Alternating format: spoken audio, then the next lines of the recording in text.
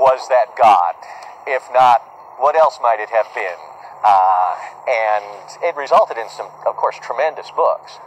Mainly, I think Valis was probably the most significant result of that experience. The things that he talked about at the time, I mean, yeah, there was this theory he came up with about the Valis entity. Yeah, that was a theory, that his mystical experiences had been somehow a result of an encounter with this Valis thing. At that time, I had no idea what I was seeing. It resembled nothing that I had ever heard described. It resembled plasmic energy. It had colors. It moved fast.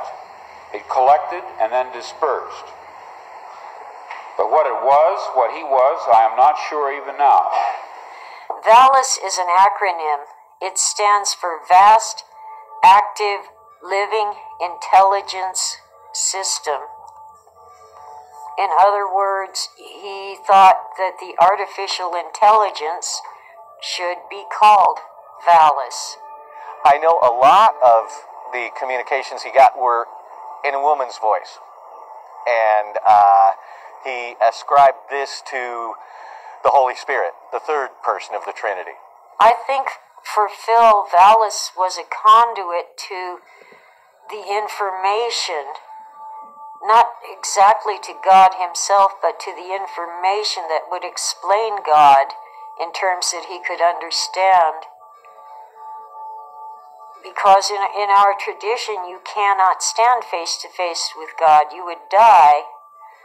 So you need an intermediary, and that would be the satellite voice or Valis. He told me that God had intervened into reality and talked to him. Then he told me that, in fact, that wasn't what happened. It was simply an acid flashback, that he was deluded to think it was God.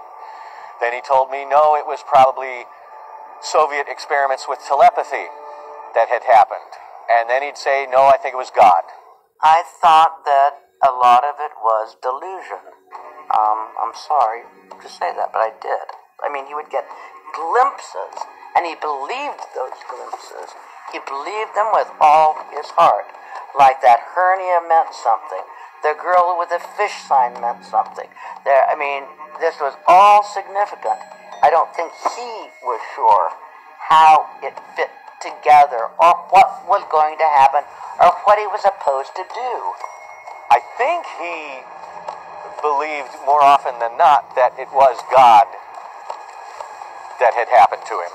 And I think that it was God that had happened to him. I don't think it was an acid flashback or Soviet telepathy experiments. I think that, in fact, what happened was that God leaned down and spoke to Phil Dick.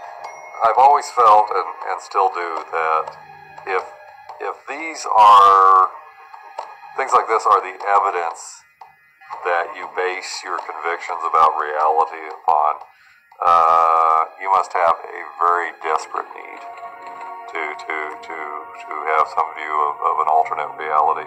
Well, if you believe, as I do, that people are aware of their impending deaths, that on some deep level they know they may be coming to the end of their lifetime, the need to find answers to lifelong questions in those circumstances becomes especially pressing and urgent.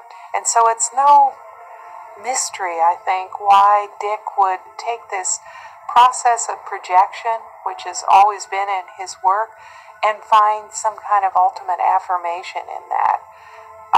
That science fiction becomes the ultimate reality. Well, what more validation would a science fiction writer need? As far as whether these visions really happened, they did really happen to Phil. But as Phil would say, what is reality?